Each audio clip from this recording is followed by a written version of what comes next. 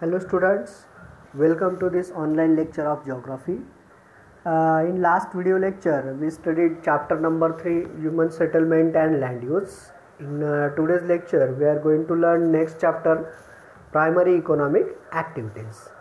विद्यार्थी मित्रांनो, मागील व्हिडिओ लेक्चरमध्ये आपण प्रकरण 3 मानवी वस्त्या व भूमी उपयोजन यांचा सविस्तर अभ्यास बघितला. आजच्या व्हिडिओ लेक्चरमध्ये आपण पुढील प्रकरणाचा अभ्यास करणार आहोत, ते म्हणजे प्राथमिक आर्थिक क्रिया. Look at the world map which is given here. World major regions of primary activities, and according to this map you just answer the following questions and you have to complete this activity in your geography notebook. All questions you have to solve in your geography notebook. विद्यार्थी मित्रांनो, तुम्हाला समोर एक जगाचा नकाशा दिलेला आहे. जगाचा नकाशामध्ये प्राथमिक आर्थिक क्रिया जगामध्ये वेगवेगळ्या ठिकाणी कशा प्रकारे चालतात याची सविस्तर माहिती दिलेली आहे. त्या सगळ्या नकाशाचा अभ्यास करून तुम्हाला इथे जे काही प्रश्न दिलेले आहेत टेक्स्टबुकमध्ये, ते सगळ्या प्रश्नांची उत्तरं नोटबुकमध्ये लिहायची आहेत. After observation you can understood the difference in the distributions of various activities from the given observation.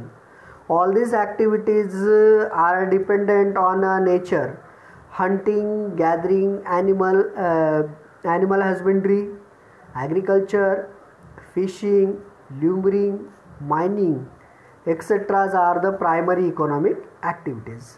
विद्यार्थी मित्रांनो, नकाशाचा अभ्यास केल्यानंतर तुमच्या असं लक्षात येईल की सर्व व्यवसाय हे निसर्गावर अवलंबून आहेत. यामध्ये शिकार करणे, फळे कंदमुळे गोळा करणे, पशुपालन, शेती, मासेमारी, लाकूड तोड, खाणकाम इत्यादी प्राथमिक आर्थिक क्रिया आहेत. Natural resource exploited in primary activities. Factors affecting this activities and effect of natural calamities affect this primary activities. प्राथमिक व्यवसाय हे नैसर्गिक साधनसंपत्तीवर अवलंबून असतात व या नैसर्गिक साधनसंपत्तीवर तेथील नैसर्गिक घटक व नैसर्गिक आपत्तीचा परिणाम होत असतो. To fulfil the needs of growing population, to provide technical help to manpower, mechanisation was started in primary activities. वाढत्या लोकसंख्येची मागणी पूर्ण करण्याकरता मनुष्यबळाला यंत्राची मदत मिळावी इत्यादीसाठी प्राथमिक व्यावसायिक आर्थिक व्यवसायातही काय केलेलं आहे, यांत्रिकीकरण हे मोठ्या प्रमाणात झालेलं आहे. Observe the map, complete the table in your notebook. One is given, one is completed. Primary economic activities, natural resources required for the activity and factors affecting activities such as natural and man-made. Look at first one, agriculture is given. The first primary economic activities, it is agriculture, and according to the agriculture, natural resources required for the activities such as land, soil, water, air, and the factors affecting activities in natural factors such as slope of land, quality of soil, favorable climate and rainfall, and man-made factors such as fertilizers, insecticides, farm and machines. विद्यार्थी मित्रांनो, समोर तुम्हाला एक chart दिलेला आहे, तो तुम्हाला complete करायचा आहे. हा चार्ट जो आहे तो प्राथमिक आर्थिक क्रियांबद्दल आहे. प्राथमिक आर्थिक क्रिया जसं की शेती, पशुपालन, मासेमारी, खाणकाम, फळे व लाकूड तोड, फळे व कंदमुळे गोळा करणे, त्यासाठी आवश्यक असणारी नैसर्गिक साधनसंपत्ती कोणती हे तुम्हाला या आकृतीमध्ये तक्त्यामध्ये पूर्ण करायचं आहे. जसं की शेतीच्या बाबतीत दिलेलं आहे, शेतीसाठी आवश्यक नैसर्गिक साधनसंपत्ती लागते ती म्हणजे जमीन, मृदा आणि पाणी. आणि परिणाम करणारे घटक, नैसर्गिक घटक जसं की जमिनीचा उतार, मृदेची गुणवत्ता, अनुकूल हवामान, पर्जन्य चा नियमितपणा इत्यादी नैसर्गिक घटक परिणाम करतात. मानवी घटक जसे की खते, कीटकनाशके, शेतीसाठी लागणारी यंत्रे इत्यादी. So in this way you have to just complete the chart. Let's see the primary occupations. First one is that the hunting. आता आपण प्राथमिक व्यवसायांची माहिती बघूया. त्यातलं पहिलं आहे ते म्हणजे शिकार. Hunting was primitive activity of man to obtain food. A large number of animal species have become extinct or are on the verge of extinction because of large scale hunting. Commercial hunting is banned all over the world. Also, many laws are being passed to conserve and protect the animals. Some tribes practice hunting for their subsistence. प्राथमिक व्यवसायांमधला पहिला महत्त्वाचा व्यवसाय आहे तो म्हणजे शिकार. अन्नासाठी शिकार करणे हा मानवाचा प्राचीन व्यवसाय आहे. मोठ्या प्रमाणावर होणाऱ्या शिकारीमुळे प्राण्यांच्या अनेक प्रजाती या नामशेष झालेल्या आहेत व काही नामशेष होण्याच्या मार्गावर आहेत. त्यामुळे जगभर व्यावसायिक शिकारीवर बंदी घालण्यात आलेली आहे. तसेच प्राण्यांच्या संरक्षण व संवर्धनासाठी नवनवीन कायदे करण्यात आले आहेत. सद्यस्थितीत काही आदिवासी जमाती त्यांच्या चरित्रापुरता शिकार करतात. Now let's see the distributions of hunting in the whole world. Bushmen of Kalahari desert in South Africa, Pygmies of equatorial selvas, Boras, Eskimos of tundra, Sentinel in Andaman, Jarawas, Onges etcetera hunt for livelihood. आता आपण शिकारीचं जागतिक वितरण बघूया. शिकारी जी आहे ती दक्षिण आफ्रिकेच्या कलहरी वाळवंटातील बुशमेन, विषुववृत्तीय सेल्वाज घनदाट जंगलातील पिग्मी, बोरा इंडियन आणि टुंड्रा प्रदेशातील एक्सिमो, अंदमान निकोबारमधील सेंटिनल, जरावा, ओंग इत्यादी आदिम जमाती शिकार करून आपला चरितार्थ चालवतात. Next important is that the gathering. Look at the picture. Identify the images given above. what are these products made from? What do you find the raw materials that are required to make these products? What is the occupation of obtaining these raw materials called? Find out the answer and write in your geography notebook. समोर तुम्हाला काही चित्र दिलेले आहेत. एका चित्रामध्ये एक मध दिसते आहे, दुसऱ्या चित्रात कलरचं दिसतं आहे, तिसऱ्या चित्रात झाडू, असे वेगवेगळे चित्र दाखवलेले आहे. या सगळ्या चित्रांचा अभ्यास करून दिलेल्या प्रश्नांची उत्तरं तुम्हाला नोटबुकमध्ये लिहायची आहेत.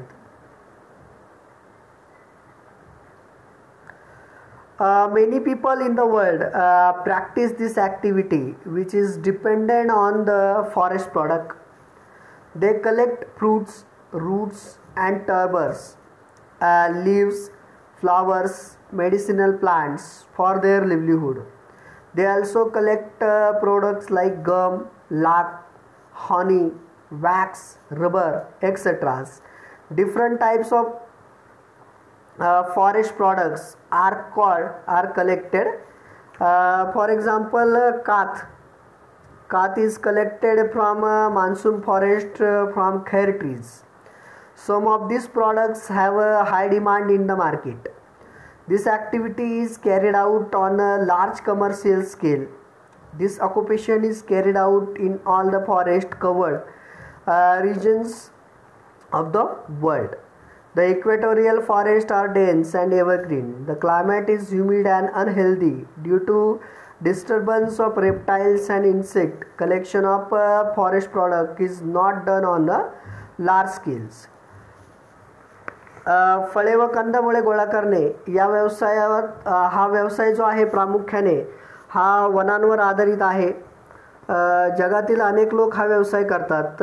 जसं की वनातील फळे, कंदमुळे, फुले, पाने, औषधी वनस्पती गोळा करून आपला उदरनिर्वाह चालवतात. याशिवाय झाडांपासून मिळणारा डिंक, राळ, लाख, मध, मेण इत्यादी सारखे पदार्थही गोळा करतात. उदाहरणार्थ खैरापासून काथ मिळवला जातो. या काही पदार्थांना बाजारपेठेत मोठी मागणी असल्याने त्यांचे व्यापारी तत्वावर देखील संकलन होते. जगातील सर्व वन्य प्रदेशामध्ये फळे, कंदमुळे गोळा करणे हा व्यवसाय चालतो. तसेच विषुववृत्तीय प्रदेशातील जंगले अत्यंत दाट व सदाहरित असतात. तेथील हवामान दमट रोगट असते. सरपटणारे प्राणी व कीटक यांचाही उपद्रव येथे होत असतो. म्हणून या प्रदेशात विविध वस्तू गोळा करण्याचा व्यवसाय व्यापारी तत्वावर करता येत नाही. Third important is that lumbering. Observe the map given 4.1 and answer the questions. Which countries in the monsoon regions practice ल्युमरिंग on the largest scale? In which part of Australia is ल्युमरिंग carried out? Why do you think ल्युमरिंग is not carried out in the northern part of Africa? Write a note on the relationship between latitudes and ल्युमरिंग. And ल्युमरिंग is not developed on a commercial level in equatorial regions. पुढचा महत्त्वाचा व्यवसाय आहे तो म्हणजे लाकूडतोड. 4.1 आकृतीचं तुम्ही निरीक्षण करायचं आहे आणि जे काही प्रश्न दिलेले आहेत त्या प्रश्नांची तुम्हाला उत्तरं लिहायची आहेत. Look at the table 4.2 and you just complete the table. Lumbering practised in different parts of the world. समोर दिलेला एक चार्ट दिलेला आहे जिथे जगातील विविध वनांतील लाकूडतोड व्यवसाय कशा प्रमाणात चालतो याविषयी सविस्तर माहिती दिलेली आहे. त्या सगळ्यांचा तुम्ही या चार्टचा अभ्यास करायचा आणि तो चार्ट तुम्ही पूर्ण करायचा आहे. Among this all other activities going on in the forest, ल्युमरिंग is one of the most important activities according to the nature of vegetation. We divided earth into various natural regions. वनांमध्ये चालणाऱ्या अनेक व्यवसायांपैकी लाकूडतोड हा एक महत्त्वाचा व्यवसाय आहे.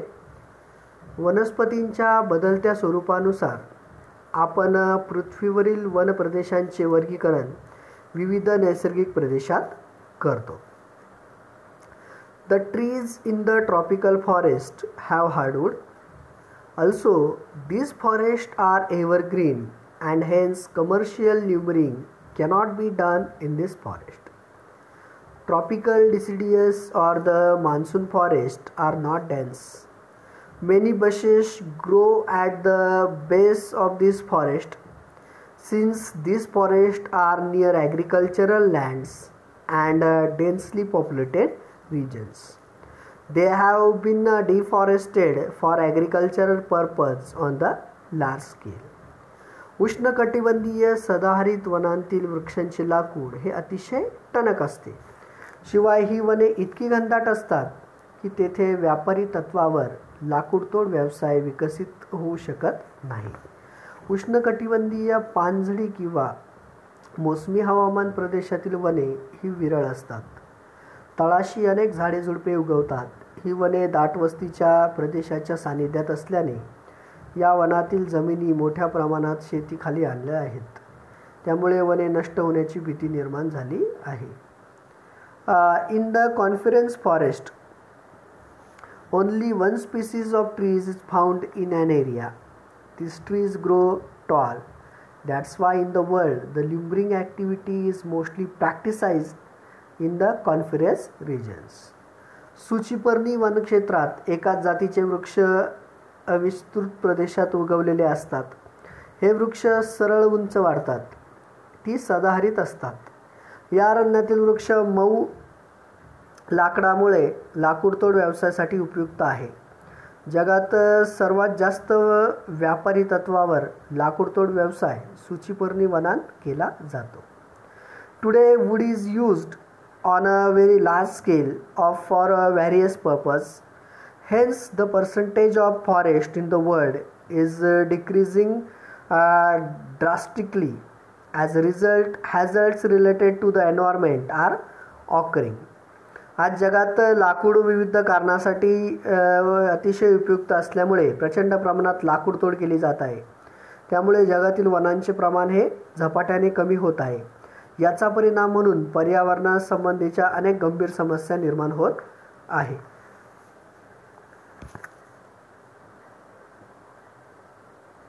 Next important occupation is that the fishing. Observe the map 4.1. and just answer the following questions. Along which coast of North America is the Grand Bank located? Along which coast of South America is the fishing mostly practiced? In which part of the Australian continent has fishing actively developed? Fishing is carried out on large scale on the western coast of Africa than on the eastern coast. Give reasons. Commercial fishing is practiced on the southern coast of Greenland. Give reasons. Observe the map and answer the following question and complete all the question answer in your notebook. This will help you in exam. विद्यार्थी मित्रांनो, पुढील प्रकार आहे तो म्हणजे मासेमारी. या संदर्भात तुम्हाला 4.1 आकृतीचा अभ्यास करायचा आहे. नकाशाचा अभ्यास करून तुम्हाला पुढील प्रश्नांची उत्तरं लिहायची आहेत. ह्या परीक्षेसाठी खूप महत्त्वाचे आहेत हे प्रश्न, म्हणून सर्व प्रश्न सर्व कृती तुम्हाला सॉल्व करायच्या आहेत. According to the fishing, there are many physical and human factors that impact development of fishing as a primary activity in certain areas of the world. Though it started as a subsistence level activity, fishing is now one of the major primary economic activities, especially in coastal areas. पुढचा महत्त्वाचा प्रकार आहे तो म्हणजे मासेमारी. मासेमारी या प्राथमिक व्यवसायावर अनेक प्राकृतिक आणि मानवी घटकांचा परिणाम होतो. या व्यवसायाचे सुरुवातीचे स्वरूप उपजीविकेपुरते मर्यादित असले तरी सद्यस्थितीत ही एक महत्त्वाची प्राथमिक आर्थिक क्रिया आहे. विशेषतः किनारपट्टीच्या प्रदेशात या व्यवसायाचे अनन्यसाधारण असे महत्त्व आहे. Some of the factors are also follows such as wide expanse of the commercial shelf with the presence of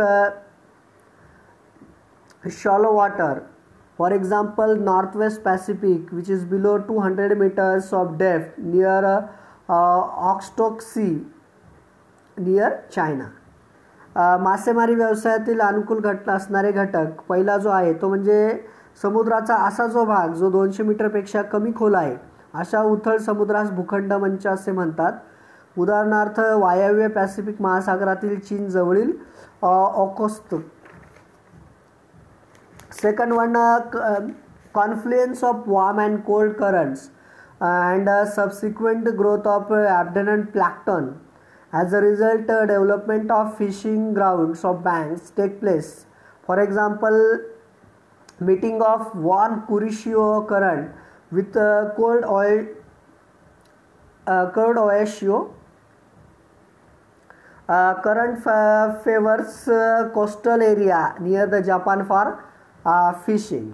दुसरा महत्त्वाचा घटक तो म्हणजे उष्ण व थंड सागरी प्रवाहांचा संगम.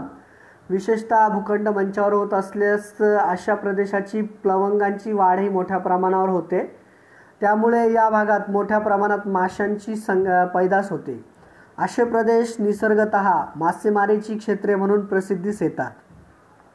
उदाहरणार्थ जर क्युरोशिओ उष्ण प्रवाह व ओयाशिओ हे थंड प्रवाह जपानजवळ एकत्र येतात. या प्रदेशात मासेमारी व्यवसाय मोठ्या प्रमाणावर चालते.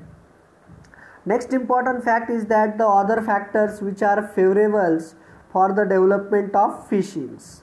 In that first one, the traditional skill of some people who are naturally good at fishing, for example Japanese and Chinese, the fishing activity has further developed over here. मासेमारी व्यवसायावर परिणाम करणारे इतर घटक आहेत. जो म्हणजे पहिला घटक, जपान आणि चीन सारख्या काही देशांमध्ये मासेमारीचे पारंपरिक कौशल्य उच्च दर्जाचे आहे, त्यामुळे तेथे हा व्यवसाय जास्त वृद्धिंगत झाला आहे. Second one, large population of the country, lack of land and absence of other protein food makes islands countries specially dependent on fish as a staple food. For example Japan, Philippines. जमिनीची कमतरता, जास्त लोकसंख्या आणि प्रथिनांचा पुरवठा करणाऱ्या इतर अन्य घटकांची टंचाई यामुळे बेट स्वरूपातील देशांना मासेमारीवर अवलंबून राहावे लागते.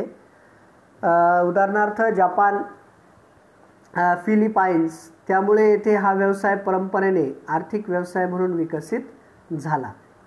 Third one, absence of alternative occupations makes fishing a major occupations. तिसरा, व्यवसायांची कमतरता ही या व्यवसायात वाढीस कारणीभूत आहे. Fourth one, use of technology has increase fishing activity. अद्ययावत तंत्रज्ञानाच्या वापरामुळे हा व्यवसाय वाढीस लागलेला आहे. फिफ्थ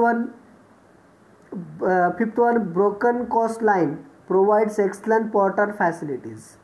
दंतूर किनारे उत्तम बंदराच्या निर्मितीचे सहाय्यक ठरतात. Next one, cold climate in temperate regions facilitates preservation of fish. In tropical countries artificial refrigerations facilitate have to be develop.